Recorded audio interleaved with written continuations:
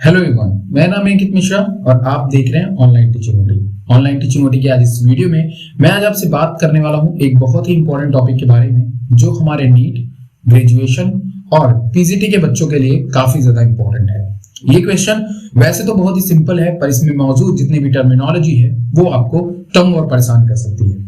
इसे मैं आज जो है व्हाइट बोर्ड पे ही आपको बताऊंगा, साथ में बगल में जितने भी हमारे एनिमेटेड डायग्राम होते हैं वो हमेशा की तरह और आपको दिखाता भी रहूंगा। साथ में हम लोग जानेंगे कि आज यहाँ पे जो रिप्रोडक्शन होता है फंजाई के अंदर वो किस तरह का होता है, और जो फंजाई का जो बेसिकली हमारा रिप्रोडक्शन पाया जाता है फंगस के अंदर वो किस किस तरीके से होता है और कौन कौन से इंपॉर्टेंट टर्म्स हैं जो कि आपको ध्यान में रखने पड़ेंगे।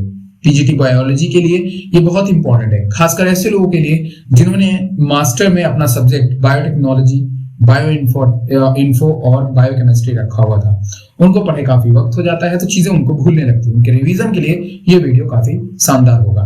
तो आइए शुरुआत करते हैं अपने इस वीडियो को और बात करते हैं कि आखिर फंजाई के अंदर रिप्रोडक्शन में हमें क्या क्या ध्यान में रखने होते हैं। देखिए, क्वेश्चन के लिए फंजाई में जो रिप्रोडक्शन होते हैं उसमें आपसे सबसे ज्यादा जो पूछा जाता है वो पूछा जाता है एग्जाम्पल पूछ सकता है, स्टेटमेंट पूछ सकता है, या फिर जो है आपसे उनके लाइफ साइकिल के बारे में पूछता है। लेकिन आप लाइफ साइकिल जानोगे कैसे? लाइफ साइकिल जानने के पहले आपको पता है कि लाइफ साइकिल में रिप्रोडक्शन की कई स्टेज होती है और कई स्पोर्स के बारे में भी होता है, तो जाहिर तौर पे उनके बारे में जानना बेहद जरूरी होता है। हमारे फंजाई के अंदर जो होते हैं वो तीन तरह के बेसिकली रिप्रोडक्शन जो होते हैं वो पाए जाते हैं। अगर हम बात करें तो जो पहले टाइप का रिप्रोडक्शन होता है उसको हम लोग कहते हैं वेजिटेटिव रिप्रोडक्शन। साथ में दूसरे टाइप का जो रिप्रोडक्शन होता है उसे हम लोग कहते हैं एसेक्सुअल रिप्रोडक्शन। उसके बाद जो तीसरे टाइप का रिप्रोडक्शन होता है वो हमारा होता है सेक्सुअल रिप्रोडक्शन। ये तीन तरह के रिप्रोडक्शन होते हैं और आप सभी ने इसको एनसीईआरटी की बुक में भी पढ़ लिया होगा बहुत पहले ही, जो भी हमारे नीट के होंगे। अब इसमें क्या है कि वेजिटेटिव रिप्रोडक्शन की अगर हम बात करें तो आपको पता है कि जो साइंस की या फिर जो एनसीईआरटी की बुक है वहां पे asexual reproduction is just type of vegetative reproduction, मतलब इन दोनों रिप्रोडक्शन को एक साथ में जोड़ दिया जाता है। जबकि अगर हम बात करें तो वेजिटेटिव रिप्रोडक्शन को हम कुछ ऐसे समझ सकते हैं कि जब हमारे बॉडी का कोई भी फ्रैगमेंट जब ब्रेक होता है और उससे एक नया प्लांट बन जाता है या फिर एक नया एनिमल बन जाता है तो वो किसके अंतर्गत आता है? वेजिटेटिव रिप्रोडक्शन के अंतर्गत आता है। अगर वहीं पे दूसरी तरफ हम बात करें कि स्पोर जिसमें कि जो पेरेंट्स है वो सिंगल पेरेंट्स हो, उससे अगर किसी प्लांट का डेवलपमेंट होता है तो वो होता है हमारा एसेक्सुअल रिप्रोडक्शन। और ऐसे रिप्रोडक्शन जिसमें मेल और फीमेल या फिर दो पेरेंट्स की जरूरत पड़ती है और दोनों में जो कैरेक्टर है वो कंबाइन होते हैं, तो इस तरह के रिप्रोडक्शन को हम लोग कहते हैं सेक्सुअल रिप्रोडक्शन। अब देखिए, इंपॉर्टेंट जो बात आती है वो यहीं पे आती है कि चलिए ठीक है, वेजिटेटिव रिप्रोडक्शन मैंने आपको बता दिया, ये सेक्सुअल बता दिया और सेक्सुअल बता दिया। अब यहाँ पे बहुत ही डिफरेंट टाइप्स के स्पोर्स, बहुत ही डिफरेंट टाइप्स के टर्म्स होते हैं जो कि इनकी एक्टिविटी को लेकर और इनके स्ट्रक्चर को लेकर के दिया जाता है। जैसे कि सबसे पहले मैंने वेजिटेटिव को क्या बताया कि बॉडी के पार्ट्स जो होते हैं वो अलग होते हैं और वो वेजिटेटिव रिप्रोडक्शन बन जाते हैं। अब इनके जो बॉडी के पार्ट या फिर जो फ्रैगमेंट्स अलग होते हैं उसमें भी कई तरह की टर्मिनोलॉजी को इस्तेमाल में लिया गया है। दूसरी तरफ उसी तरह सेक्सुअल रिप्रोडक्शन है जिसमें मैंने बात किया कि आपके स्पोर्स इंपॉर्टेंट रोल प्ले करते हैं, लेकिन पेरेंट्स होता है वो सिंगल होता है, तो उसमें भी कई टाइप्स के स्पोर्स होते हैं जो हमें सेक्सुअल रिप्रोडक्शन में दिखाई देते हैं। अब अगर हम वेजिटेटिव रिप्रोडक्शन की बात करें तो वेजिटेटिव रिप्रोडक्शन के अंदर हमें जो है कई टाइप्स के वेजिटेटिव रिप्रोडक्शन देखने को मिलते हैं। अगर सबसे पहले टाइप का अगर हम बात करें तो यहाँ पे हमें फ्रेगमेंटेशन देखने को मिलता है। क्या देखने को मिलता है? फ्रेगमेंटेशन देखने को मिलता है। फ्रेगमेंटेशन देखने को मिलता है। दूसरा हमें क्या मिलता है? फिजन देखने को मिलता है। क्या देखने को मिलता है? फिजन देखने को मिलता है। क्या होता है? बडिंग होता है। क्या होता है? बडिंग होता है। और ओइडिया या फिर ओइडियम होता है। और उसके बाद पांचवें टाइप का होता है वो होता है हमारा क्लेमाइडोस्पोर। ये जो रिप्रोडक्शन होते हैं हमारे बेसिकली ये हमारे वेजिटेटिव रिप्रोडक्शन के अंतर्गत आते हैं। अब अगर हम वेजिटेटिव रिप्रोडक्शन की बात करें तो ये बेसिक जो हमारे टाइप्स हैं इनमें बहुत खास अंतर नहीं होता है, बस कुछ बेसिक तरीके से अलग होते हैं, बस वही बात। जैसे कि मान लो एक एग्जांपल बताता हूं, आप चाहे अपनी उंगली को चाकू से काटे चाहे नोच के निकाल लें, कहने का मतलब ये एक तरफ आपने काटा है तो वो मेथड दूसरा है, दूसरी तरफ आपने उसको इस तरह से निकाली तो वो मेथड दूसरा है। कहने का मतलब कंडीशंस को भी ध्यान में रखते हैं कि कौन सा फ्रेगमेंटेशन कब होता है, कौन सा बॉडी का फ्रेगमेंट कब ब्रेक होता है, किस सिचुएशंस में ब्रेक होता है उसकी बात करते हैं। इसमें जो एग्जांपल्स हैं रिप्रोडक्शन में कुछ और नहीं, जो हमारे एग्जाम्पल हैं वो बहुत ही ज्यादा मायने रखते हैं। अब जैसे कि वेजिटेटिव रिप्रोडक्शन की बात करते हैं ना, तो यहाँ फ्रेगमेंटेशन, नाम से क्लियर है, फ्रेगमेंट का क्या हो जाना, अलग हो जाना, फ्रेगमेंट का क्या हो जाना, अलग हो जाना। सपोज दैट ये कोई हमारा, ये मान लो ये कंप्लीट क्या है, हमारा होल जो है वो एक फंजाई है, ठीक है, और यहां से क्या हुआ कि ये फंजाई का टुकड़ा ब्रेक हो गया, और ब्रेक होकर के कहीं पे भी पड़ गया, चाहे वो आप मान लो कि सॉयल में पड़ गया, कहीं पे भी ऐसी छायादार जगह जहां पे धूप नहीं पहुंचती हो, वहां पे ये गिरा, और जब इसको लगा कि यहाँ पे जर्मिनेट होना है, तो ये इसी से एक नया फंजाई बनना शुरू हो जाता है। तो मतलब ये इसका पेरेंट बॉडी था, इससे एक बॉडी जो है डिटैच हुआ, और जो है उसी से एक नया प्लांट बन गया।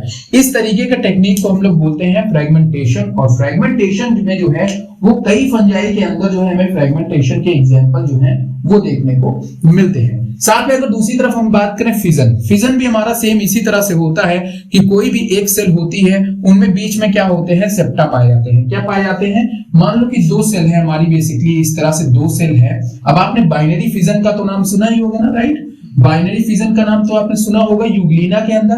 तो उसमें क्या होता था कि जैसे मान लो ये कोई हमारी सेल है, पहले सिंगल थी, बाद में क्या होता है कि ये शेप में कुछ बड़ी होती है, ये हमने बाइनरी फिजन में देखा था। लेकिन यहाँ पे क्या है कि मान लो दो सेल है हमारी, एक इस तरह से है और सेम सेप्टा से जुड़ी हुई। सेप्टा क्या होता है, वो आप फंजाई के स्ट्रक्चर में जानते हो। फंजाई की जो बॉडी होती है वो बेसिकली हाइफी की बनी होती है, और जो हाइफा होता है उनके बीच में हमारा सेप्टा होता है, मतलब बीच में जो वॉल होती है इसी को हम लोग सेप्टा कहते हैं। और इस तरीके का जो हाइफी होता है, हाइफा होता है, उसको हम लोग सेप्टेट कहते हैं। क्या कहते हैं, सेप्टेट कहते हैं। अगर ये किसी भी माइसीलियम या फिर हाइफा में नहीं पाया जाता है तो हम इसको एसेप्टेट कहते हैं। ये इनका स्ट्रक्चर भी मैंने बता दिया आपको। तो यहाँ पे क्या होता है, जब इस तरह से बीच में होता है कोई एक वॉल, और किनारे किनारे हमारा क्या होता है, न्यूक्लियस। क्या होता है, न्यूक्लियस है किनारे किनारे, और बीच में क्या है, हमारा एक वॉल है। ये यहीं से क्या होता है, एक कंडीशन के बाद जब ये मैच्योर हो जाता है तो यहाँ से डिटैच हो जाते हैं। डिटैच होने के बाद एक सेल हमारा यहाँ बन जाता है और एक सेल हमारा ये बन जाता है। तो इस तरह का जब रिप्रोडक्शन होता है तो उसको हम लोग नाम देते हैं फिजन। क्या नाम देते हैं, फिजन नाम देते हैं, ठीक। अब ये भी हमें कई तरह के फंगस के अंदर देखने को मिलता है।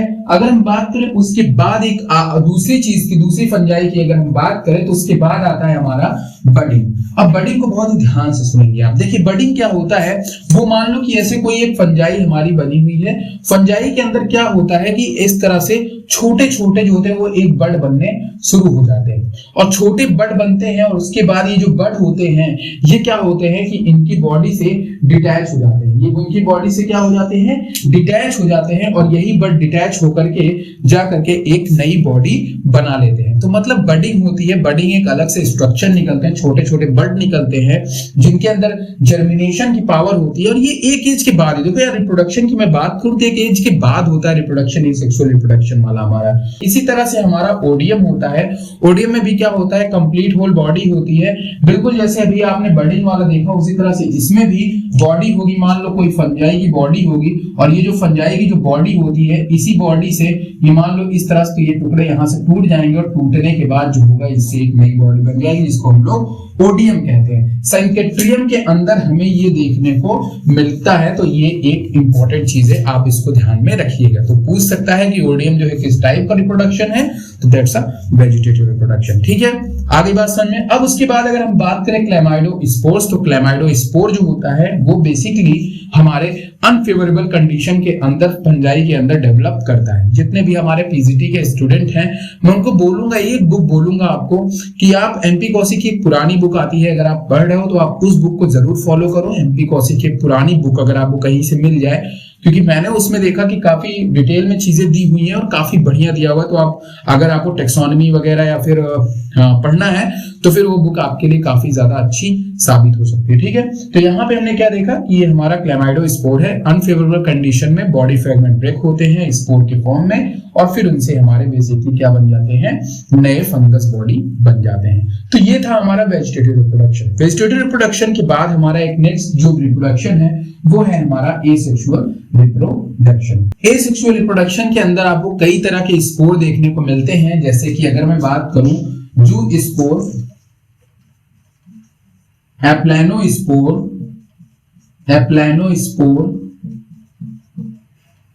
एंड कोनिडिया ये हमारे जो एसेक्सुअल रिप्रोडक्शन के जो ये डिफरेंट टाइप्स के स्पोर होते हैं, ये इनकी मोटिलिटी, इनके स्ट्रक्चर को लेकर के डिटेल में बात की जाती है। ठीक है, अब ये बहुत सिंपल होता है, इसको आपको बहुत ही समझने की जरूरत है। देखो, अगर आप लोगों ने एल्गी के जनरल कैरेक्टर को पढ़ा होगा तो आप सभी को पता होगा कि उसमें भी आपको सेम टाइप्स के सेक्सुअल रिप्रोडक्शन में देखने को मिलते हैं स्ट्रक्चर। जैसे कि अगर हम बात करें जू स्पोर है, प्लैनोस्पोर और कोनिडिया, अगर आप फंजाई की लाइफ साइकिल और एल्गी की लाइफ साइकिल को या फिर रिप्रोडक्शन को कंपेयर कराओगे तो काफी सिमिलैरिटीज देखने को मिलती है। जैसे उनके गैमेट्स में आपको सिमिलैरिटीज देखने को मिल सकती हैं, मतलब एकदम सेम टू सेम नहीं, लेकिन हाँ जो मोड ऑफ रिप्रोडक्शन है वो काफी हद तक दोनों में हमें सिमिलर दिखाई देता है। तो ये आपको समझ में आ गया है। अब इसकी बात कर लेते हैं जू स्पोर। जू स्पोर जो होते हैं वो बेसिकली हमारे क्या होते हैं कि जू स्पोर जो होता है वो हमारा बेसिकली जब हमारे रिप्रोडक्शन में एक ऐसे स्पोर हो, एक स्पोर कब बन सकता है। देखो मेरी बात बहुत ध्यान सुनना, मैं जो बात करने वाला हूं आपसे बहुत इंपॉर्टेंट बात है। देखिए, स्पोर किसी भी प्लांट के अंदर तब डेवलप होते हैं जब प्लांट हमारा मैच्योर हो जाता है। आपके अंदर रिप्रोडक्टिव कैरेक्टर कब डेवलप करते हैं, ये सब कब आती है, ये सब तब आते हैं जब आप एक प्रॉपर एडोलसेंस की स्टेज में होते हो। ठीक है, कहने का मतलब ये है कि जब आप प्रॉपर मैच्योर होने की कोशिश करती है आपकी बॉडी, तो उस समय आपके अंदर नए नए कैरेक्टर्स आते हैं। उसी तरह प्लांट होता है, प्लांट भी रिप्रोडक्शन के लिए तभी तैयार होता है जब उसकी अपनी एक एज हो जाती है, प्रॉपर एक एज होती है, तब उसकी वो प्लांट जो होते हैं डिफरेंट टाइप्स के जो भी रिप्रोडक्टिव स्ट्रक्चर है उसको प्रोड्यूस करना शुरू करती है। यहाँ पे भी सेम चीज होता है। ये भी जो स्पोर आपको दिखाई दे रहा है, जब हमारी प्लांट मैच्योर हो जाती है तो उससे जो स्पोर प्रोड्यूस करते हैं। अब अगर हम बात करें फंजाई के अंदर, तो ये जो स्पोर जब प्रोड्यूस होती है तो ये ऐसे स्पोर्स होते हैं जो कि कैसे होते हैं, मोटाइल होते हैं। कैसे होते हैं, मोटाइल होते हैं। तो जो स्पोर जो होते हैं ऐसे स्पोर होते हैं जो कि मोटाइल होते हैं। अब इनकी मोटिलिटी की वजह बहुत सारी हो सकती है। तो जैसे आप एल्गी के अंदर देखते थे, फ्लैजिला होने के कारण वो कैसे होते थे, मोटाइल होते थे। यहाँ पे भी क्या होते हैं कि ऐसे स्पोर जो मोटाइल होते हैं, जो खुद मूव करके फीमेल तक जाते हैं, इस तरह के स्पोर को हम लोग बेसिकली जो स्पोर कहते हैं। बस अंतर इतना होता है, इनको एसेक्सुअल हमने इसलिए रखा हुआ है क्योंकि ये सिंगल पेरेंटेड होते हैं, ये सिंगल पेरेंट से होते हैं। हाँ, नो डाउट है कि आपको जो स्पोर है वो मोटाइल दिखेंगे, लेकिन ये सिंगल पेरेंट्स के होते हैं। ये टाइप्स ऑफ स्पोर है। ये सभी जो स्पोर होते हैं ना, ये स्पोर बेसिकली हमारे स्पोरेंजियम में किसमें पाए जाते हैं, स्पोरेंजियम में पाए जाते हैं। तो इस बात को भी ध्यान में रखेंगे कि स्पोरेंजियम क्या होता है। स्पोरेंजियम वो स्ट्रक्चर होता है जिसके अंदर हमारे स्पोर भरे होते हैं। अब मान लो अगर हमारा कोई ऐसा स्पोर का पैकेट है जिसके अंदर हमारे ऐसे स्पोर है जो मोटाइल है, जो चल फिर सकते हैं, ऐसे स्पोर को हम लोग कहते हैं जू स्पोरेंजियम। ऐसे जो पूरी थैली होती है, बैग होता है, इसको हम लोग बोलते हैं जू स्पोरेंजियम, और उसके अंदर जो स्पोर मौजूद होता है उसको हम लोग बोलते हैं जू स्पोर। उसी तरह दूसरी तरह प्लानो स्पोर होते हैं, ये नॉन मोटाइल होते हैं, थिन वॉल्ड होते हैं, और ये जो होते हैं ये बेसिकली बात करूं तो बस नॉन मोटाइल ही होते हैं। और दूसरी बात, ये थोड़े से अनफेवरेबल कंडीशंस में भी ग्रो करने की क्षमता होती है।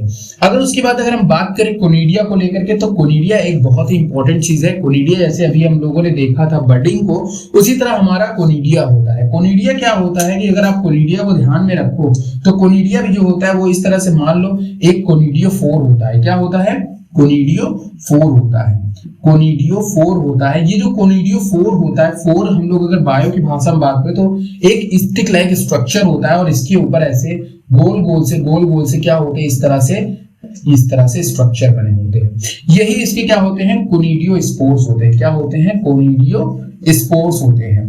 ये जो कोनिडियो स्पोर होते हैं, यही कोनिडियो स्पोर क्या होते हैं कि बाद में डिटैच होकर के एक नया आपका फंगस का पूरा बॉडी बना लेते हैं। तो कहने का मतलब ये है कि जो स्पोर मोटाइल होते हैं, थोड़े स्ट्रांग होते हैं, फ्लैजिला वगैरह प्रेजेंट होती है। प्लानो स्पोर नॉन मोटाइल होते हैं, आपके थिन वॉल्ड होते हैं और रेयर कंडीशन में पाए जाते हैं, मतलब कि ऐसे कंडीशन जब कंडीशन अनफेवरेबल हो।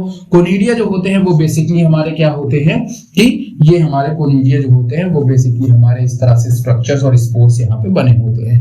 अंतर क्या होता है वेजिटेटिव से, बस इतना अंतर होता है कि ये एक प्रॉपर टाइम के बाद डेवलप करते हैं। इनके कैरेक्टर बॉडी के अंदर सिंगल पेरेंटेड ये भी होते हैं, सिंगल पेरेंटेड ये भी होते हैं। अब बात करोगे सर सिंगल पेरेंटेड, तो यार इतने तो आप लोग बेवकूफ नहीं होगे। सिंगल पेरेंटेड का मतलब मुझे पता है, लेकिन फिर भी आपको मैं बता दे रहा हूँ कि सिंगल पेरेंटेड का मतलब क्या होता है, सिंगल पेरेंटेड का मतलब होता है कि हमारा जो जेनेटिक मटेरियल है वो सेम एज हमारे पेरेंट्स जैसा है, उसमें कुछ भी चेंज नहीं हो सकता, क्योंकि एक ही पेरेंट से आया अगर है हमारे अंदर कैरेक्टर तो चेंज होने की संभावना नहीं है, क्योंकि कैरेक्टर वहां चेंज होते हैं जहां जेनेटिक मटेरियल एक्सचेंज होता है, जहां पे क्रॉसिंग ओवर होती है, जहां पे रिकॉम्बिनेशन होता है। और रिकॉम्बिनेशन क्रॉसिंग ओवर तब होगा जब आपके पेरेंट्स सेम टू सेम नहीं होंगे। ठीक है, अब उसके बाद हम लोग तीसरे टाइप की बात करते हैं और आपकी धारणाओं को जो है वो सिद्ध करते हैं कि क्रॉसिंग ओवर कहां पे होगा, वो होगा हमारे सेक्सुअल रिप्रोडक्शन के अंदर। तो चलिए खटाखट हम लोग इसके बारे में बात कर लेते हैं। साथ में जो है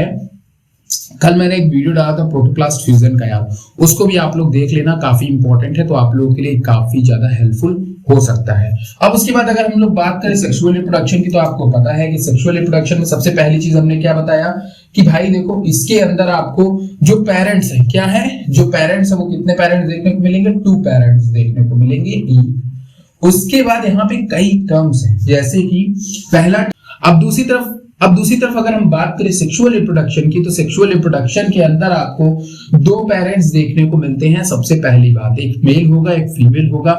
हो सकता है कि ये स्ट्रक्चरली अलग हो सकता है ये हमारे फिजियोलॉजिकली, मतलब कि एक मेल और एक फीमेल हो, दोनों में कुछ ना कुछ डिसिमिलैरिटीज हो सकती है, तभी तो पता लगाएंगे कि एक निगेटिव स्ट्रेन है और एक पॉजिटिव स्ट्रेन है।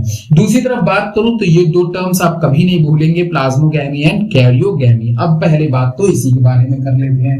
पूरा सेक्सुअल रिप्रोडक्शन जब भी आप देखते हो तो वहां पे यही 2 प्रोसेस होती है। जैसे आप जब बात करते हो ह्यूमन के रिप्रोडक्शन की सेक्सुअल, तो आप कहते नहीं हो कॉपुलेशन और तमाम तरह के ऐसे स्ट्रक्चर होते हैं जो कि बिल्कुल कॉमन होते हैं, वो होने होते हैं, वो चाहे किसी भी एनिमल के अंदर हो। तो उसी तरीके से जो प्लाज्मोगैमी होती है, कैरियोगैमी, वो 2 सेल। तो सबसे पहली बार 2 स्ट्रेन ले लेते हैं हम लोग। मान लो हमने एक सेल ये लिया और एक सेल ये लिया। अब एक सेल के अंदर 2 चीज होती है, एक होता है न्यूक्लियस और एक होता है हमारा साइटोप्लाज्म। ये भी होता है साइटोप्लाज्म होता है, ये न्यूक्लियस होता है। एक को हम लोग पॉजिटिव मान लेते हैं, एक को हम लोग निगेटिव मान लेते हैं। जब इसका साइटोप्लाज्म मूव करके इसमें चला जाए, इसका साइटोप्लाज्म मूव करके इसमें चला जाए, न्यूक्लियस मूव करके इसमें चला जाए, या इसका इसमें आ जाए, मतलब कि कुल मिलाकर के दोनों का साइटोप्लाज्म और न्यूक्लियस मिक्स हो जाए, तो उस कंडीशन को हम लोग बोलते हैं प्लाज्मोगैमी एंड कैरियोगैमी। जब साइटोप्लाज्म पहले जाकर के मिक्स करेगा इसके साथ में, तो इस कंडीशन को कहते हैं प्लाज्मोगैमी। जब ये गोल वाला न्यूक्लियस जाकर के उससे मिलकर के एक बड़ा न्यूक्लियस बना लेगा तो उसको बोलेंगे कैरियोगैमी। तो ये 2 चीज जो होती है वो आपको ध्यान में रखना है। मतलब कि जब भी 2 चीज आपस में टकराएगी सेक्सुअल रिप्रोडक्शन में, तो वहां पे प्लाज्मोगैमी कैरियोगैमी होता ही होता है। अब अगर हम बात करें उसके बाद, तो यहाँ पे हमें जो देखने को मिलता है रिप्रोडक्शन, वो 3 वे हैं। एक है हमारा प्लेनोगैमेटिक, एक होता है गैमेटेंजियल कॉन्टैक्ट और एक होता है गैमेटेंजियल कॉपुलेशन। इसको बहुत ही ध्यान सुनेंगे तीनों चीज को।